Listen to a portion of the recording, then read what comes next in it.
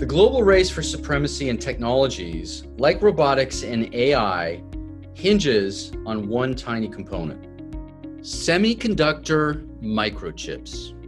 So I wrote about controls on semiconductors as part of an article that I wrote for TradeVistas, which was essentially about how semiconductors really are the beginning of an extended trade Cold War between the US and China. It was one of the most popular on the website. I'm excited about TradeVistas merging into the Hinrich Foundation site and the global reach it will afford. The article is a great starting point for sparking a complex discussion about trade in your classroom. It looks at how semiconductor trade was dominated by a small group of primarily American semiconductor companies. China, one of the biggest producers of new technologies, was left behind when it came to this semiconductor niche.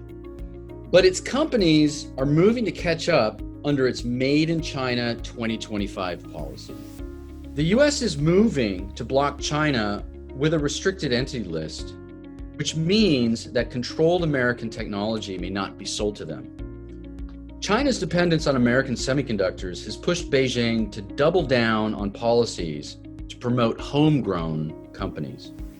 But even the most sophisticated fabricator in China must rely on chips designed by foreign firms and on high-volume commercial production outside of China. The lesson in trade is simple. National champions require international supply chains. The US is not alone in its countermeasures. Europe is also turning to techno-nationalism.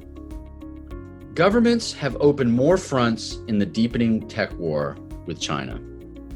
Microchips are just the beginning, and they are a great way to start the trade discussion in your classroom.